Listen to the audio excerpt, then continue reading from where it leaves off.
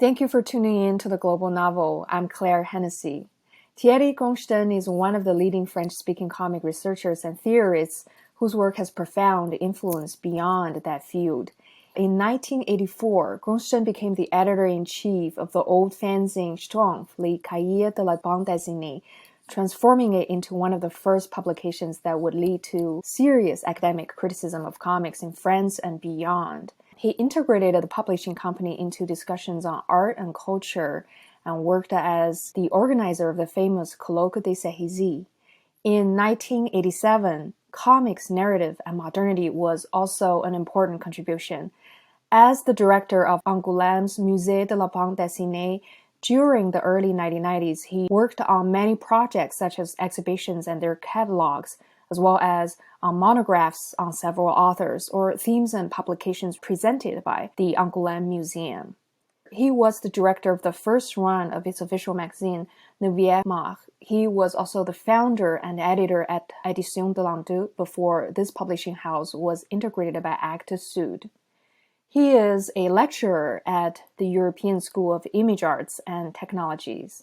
He's also a key member of OBAPU Association.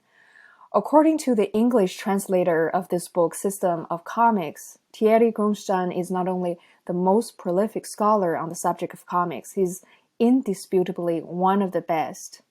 The System of Comics is his chef-d'oeuvre, his masterpiece, finally available to readers in this English edition, reaching even broader audience in the anglophone world and inspiring new investigations into the field of comics.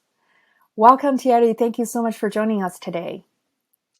Hello, Claire. It's my pleasure, and thank you for your kind introduction. Let's begin with the captivating title of your thesis, System of Comics, which really introduces a new perspective, if not an absolute definition of comics. In French, as far as I understand, comics is called bande dessinée, meaning comic strips, which designates so much more than its English connotation. Even though some critics claim it impossible to come with a stable definition of comics as a terminology, since doing that would involve resorting to all possible historical examples. Nevertheless, this is not what you aim to achieve in the book at all, right? Well, I've never been obsessed by the idea of providing a definition of comics. Most of the definitions that have been proposed through the years have proved to be overly restrictive. For instance, in the last quarter of a century, on the one hand, we've started to consider the wordless woodcut novels by Mazerel, Ward, or Knuckle as early graphic novels. And on the other hand, we've observed the development of gallery comics intended to be exhibited instead of printed, abstract comics, and digital comics. Therefore, in my book, instead of giving an elaborate definition, I've suggested that all existing or possible forms of comics have one principle in common, which in my view is foundational, namely what I have called iconic solidarity, the fact that several images coexist within a given space and that they are mutually interdependent. Right. So before we dive deep into your major argument and those really enchanting key concepts, could you please talk about where the point of departure is for thinking comics as a language, a code, a mode of reading, or as well as a vessel for receiving information? This will help our listeners to have a fundamental understanding of a few a priori linguistic concepts, such as Ferdinand de Saussure's concept on sign as a system in which value functions between the signifier and the signified. Since it is out of Saussure's concept that your major argument on comics sprang, there are also a few technical terms that establish the premise of understanding your thesis, such as macrosemiotics, microsemiotics, and even new semiotics, which is a method exemplified by Pierre Ferdinand Deroulede, and your approach belonged to this group of new semiotics, right?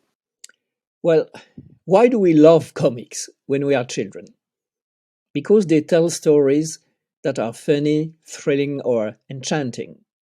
Everybody can understand, I suppose, that there's no way to tell a story without using the properties of a given language. So we all know intuitively at a very early age that comics are a language that has the particularity to be hybrid, polysemiotic, both verbal and visual. It's also obvious that the visual component has priority over the verbal one, since there are comics without words, such as the woodcut novels I've already mentioned or The Arrival by Tan, that manage to convey complex stories only through the sequences of images. The Western tradition has long considered that all kinds of languages were organized by the same principles as verbal language. But comics can't be described in linguistic terms or as codes, if only for the reason that images are based on resemblance, whereas words are not. Also, there's no such thing as a visual alphabet or a visual lexicon. A drawing can't be divided up into a given number of smaller, discrete, elementary units that could be combined to create a repertoire of iconic motifs. And every different artist has their own way to represent the world. So, microsemiotics can't apply to comics. For me, the basic units of the language of comics are rather the panels themselves. Of course, I'm aware that a panel is already a very complex item that can be described and analyzed in many ways. But the main operations involved in the language of comics, namely breakdown, in French découpage, page layout, mise en page, and possibly braiding, tressage, concern the panels and their organization in time and space, and in terms of a reading path. That is what my macrosemiotics is all about. As far as storytelling is concerned, breakdown is the key operation. You have to decide what needs to be represented so that the reader can easily imagine the rest and be able to follow your story. And the second decision you have to make is how to split the information between image and text, how to make them collaborate with each other. I don't especially refer to the term neosemiotics that was used by Pierre Fresneau de Ruel at a particular stage of development of the discipline. There were also quite a few important questions that you raised prior to articulating your view of comics as primarily a visual language or code, or if I may, visual semiotics. In particular, questions such as what's the difference between some people would call graphic novel and comics, and how meanings are produced differently among filmic, novelistic, and comic representations. Could you help us understand these questions a little bit? I have to confess that I'm not fond of the expression graphic novel, a category that, in my view, has no other motive than a strategic or commercial one. Mm-hmm. The works that are labeled graphic novel use the language of comics, so I don't see why they could not simply be called comics. If they are to be defined by some sort of specificity, no one has been able to establish what the relevant criteria are. Is it a matter of length, format, content, form? It's obvious that one can find the same diversity within so called graphic novels as you can in the field of regular comics. Moreover, graphic novels tend to be considered as supreme comics, comics at their best.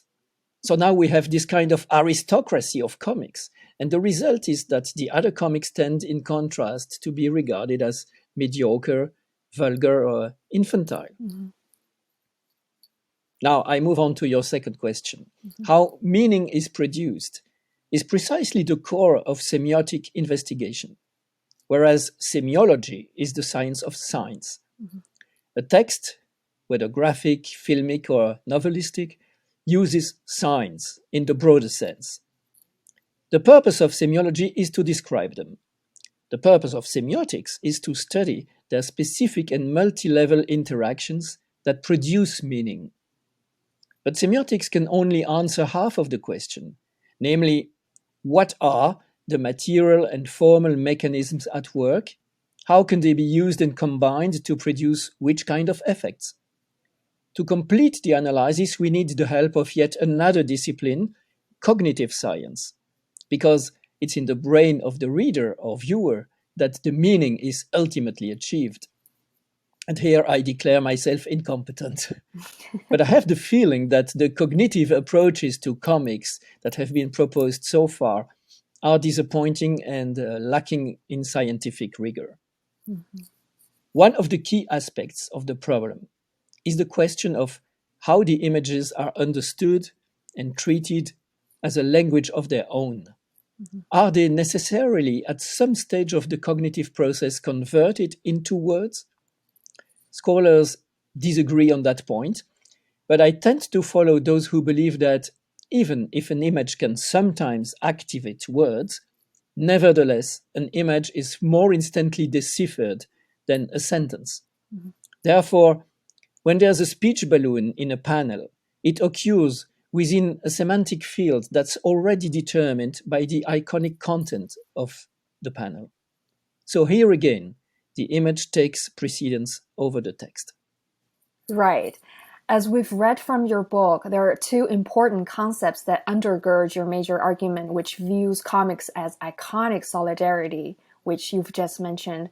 One is the concept of spatio-topical system. Could you please help us understand what it means and how significant this concept is as an intervention to the conventional, really obsolete view on comics? In a comic, the images don't replace each other like they do in a movie. They never vanish. They are printed, stable, and thus the reader can always go back to them. The reader also determines the pace of their own reading. Graphic images have a materiality, determined by their size, by their shape, by whether they're framed or not, and by their location on the page. When there are several panels on a page, they form a collection, a network, and they affect the general shape of the page.